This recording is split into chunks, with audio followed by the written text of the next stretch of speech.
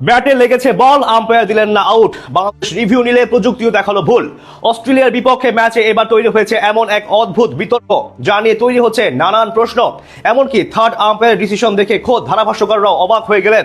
বাংলাদেশের বিপক্ষে আম্পায়ারদের এমন আচরণ এবং আউট না হওয়ার সেই ঘটনা নিয়ে বাকি থাকছে রিপোর্টে।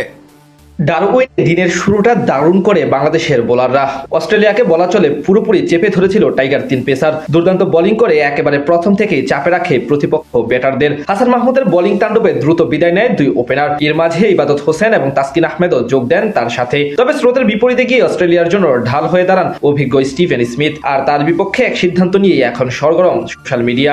অস্ট্রেলিয়ার বিপক্ষে ভালোভাবে লড়াই করবে এমন প্রত্যাশা ছিল ক্রিকেটারদের কাছে। যদিও ডারউইন স্টেডিয়ামে এদিন টস জিতে আগে ব্যাট করার সিদ্ধান্ত নেন স্বাগতিক অধিনায়ক প্যাট কামিন্স। বিপরীতে একাদশে তিন পেসার নিয়ে বল করতে নেমে শুরুতে প্রতিপক্ষ ব্যাটারদের বিপক্ষে খানিকটা চাপেই ছিল বাংলাদেশের পেসাররা। প্রথম 10 ওভারে দুই অজি ওপেনার কোনো উইকেট পড়তে দেননি। 12তম ওভারে এসে প্রথম আঘাত হানেন হাসান মাহমুদ। খানিক পরে ট্রাভিস হেডের উইকেটও তুলে নেন তিনি।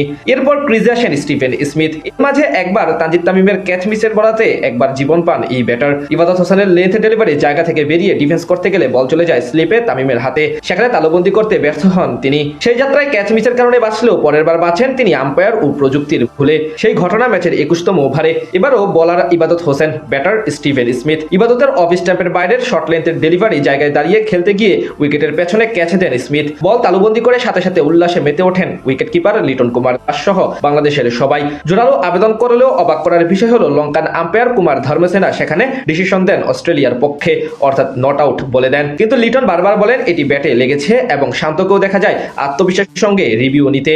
আর সেখানেই ঘটে আসল কাণ্ড।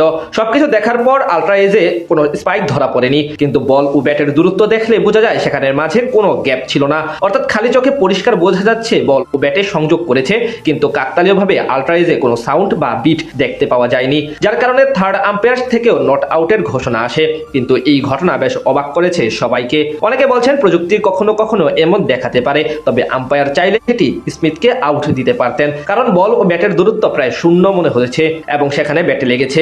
এমনকি আলট্রা এজের সাউন্ড শুনতে না পেরে ধারাভাষ্যকাররাও অবাক হয়ে যান। হটস্পট টেকনোলজি থাকলে অবশ্য এখানে আরো বেশি ভালোভাবে নিশ্চিত হওয়া যেত। সে যাই হোক, দুইবার এমন জীবন পেয়ে কাজে লাগাতে ভুল করেনি স্টিভেন স্মিথ, তুলে নেন ব্যক্তিগত অর্ধশতক। তবে হাসান মাহমুদের তাণ্ডবে বেশি দূর যেতে পারেনি টিম অস্ট্রেলিয়া। তাদের সহজে অল আউট করে দেয় বাংলাদেশ।